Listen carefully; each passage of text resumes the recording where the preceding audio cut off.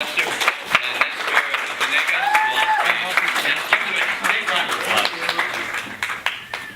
don't hear any round of applauses, though, for everybody.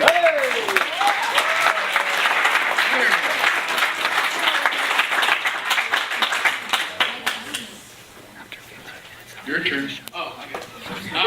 My turn. Okay, so. I believe you are presenting the first one, so go ahead. Well, this.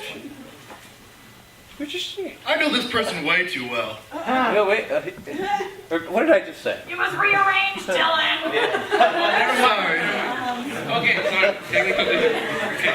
All right, so the first person that we're going to have come up with, she is a high school student here at Palomar College. She attends Professor Limer's poetry workshop and does poetry through Glassless Minds in Oceanside, which happens to be every second Tuesday of the month, I believe, in Oceanside. She is been on stage in Oceanside, San Diego, and Hollywood.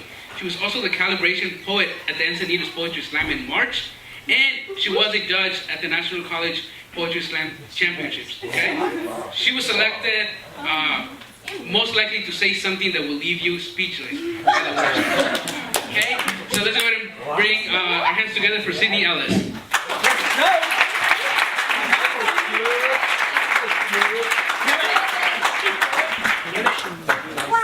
Go.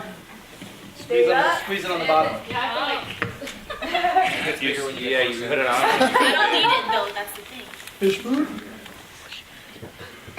Sprinkle, sprinkle. Just a sprig. Like an Etch-a-Sketch, I've tried to shake his image from my head. Attempting to remove flashbacks of his mouth from my reflection every time I stepped in front of a mirror, his presence never allowed to replace my shadow. His tongue, never allowed into places I considered private, it was never consensual. And like a poison, he'd spit his vulgar thoughts into mouths of non-consenting girls so he could easily become a monster.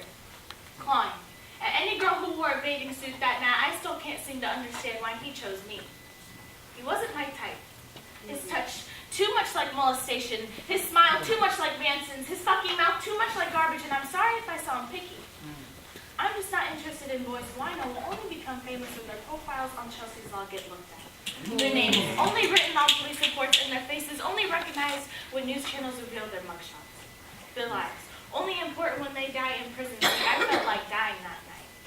Remembering the way his eyes rolled into the back of his head, trying to catch a glimpse of his vacant conscience. Remembering the sound of him deeply inhaling as I walked by. His senses overly acute, the scent of a damaged teen. It was never consensual. And I wanted to scream, but I was too afraid of scaring away the angels I thought would be protecting me. It was never consensual.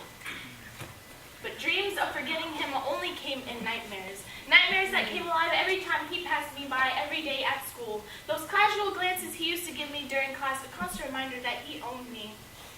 He didn't. But I'm not some bitch with a collar around her neck. I'm a girl. A girl who could easily break all your fingers and only give you one back. A girl who has friends that could turn your 6'5" frenzy into